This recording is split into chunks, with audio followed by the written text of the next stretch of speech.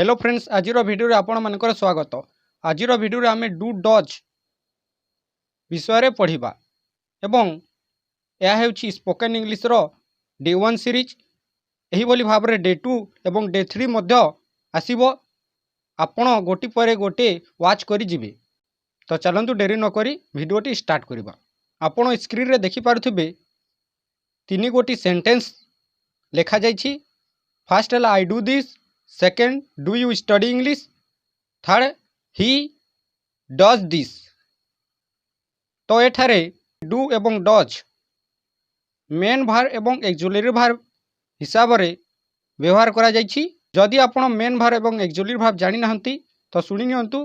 Dictionary रो जहाँ सबु भार थाए ताहा सबु मेन भार एवं एक्जुअली भार 24 टी थाए। सेति मध्यरु यह डू एवं डज। चलतु यह भल भाव में बुझी नवा। डू डज रो दुई प्रकार यूज रही थाए। प्रथम है मेन भार्ब एवं सेकेंड है एक्जुअली भार्ब हिसाब रे। तो प्रथम आम मेन भार्ब बुझी नवा। नाउन रो पूर्वर जदि डू किंबा डज रो व्यवहार होइछि ताहले आमे जानिबा कि ताहा हेउछि मेन भार्ब। तापर सेकेंड है एक्जुअली भार्ब। जदि सेंटेंस रे सब्जेक्ट पर डू डज अछि एवं तापर भार्ब रो व्यवहार करा जाइछि। जेमिति सी doesn't come here.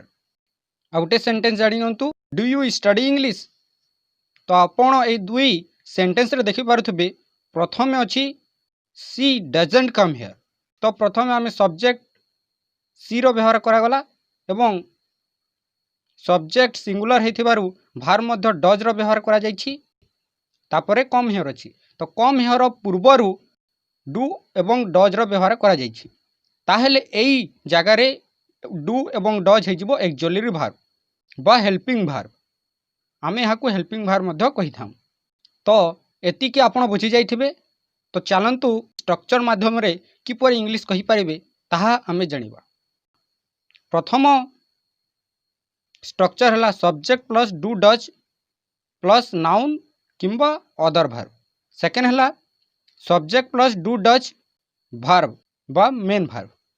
Third number है do does plus subject plus other verb. यह है 3 टाइप रो स्ट्रक्चर। तो फर्स्ट स्ट्रक्चर रो प्रयोग करी आमे गोटे सेंटेंस निर्माण करबा। आई डू दिस वर्क, मु एही काम करे। एही भली भाव रे आपण एही स्ट्रक्चर माध्यम रे सेंटेंस गठन करी डेली कन्वर्सेशन रे आपण यार प्रयोग करि परिबे। तो सेकेंड हला subject plus do does plus verb. I do not come here, मु आसी पारिबी नाही। एठारे डू एक्जुअली रो भार्ब हिसाब रे व्यवहार करा जाइछि। आउटे सेंटेंस जानि नबा। You do not stay in Mumbai, तुमे मुंबई रे रुह नाही। नेक्स्ट आउ जानि नबा। आ गोटे स्ट्रक्चर बंची छी। से स्ट्रक्चर टी हला do does plus subject plus object. तो एही स्ट्रक्चर माध्यम आम सेंटेंस गठन करिबा।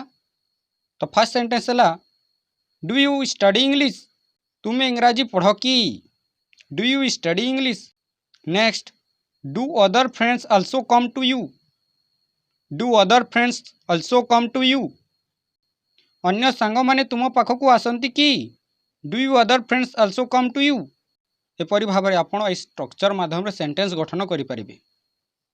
जदि आम वीडियो भल लागिला तेब निश्चय लाइक शेयर सब्सक्राइब करंतु। जदि आपण बुझी पारि नाहंती तो निश्चय कमेंट माध्यम रे जणांतु। आमे आउरी भल भाव में बुझाइबा को चेष्टा करिबु। वीडियो को शेष पर्यंत देखिबा पई आपको धन्यवाद।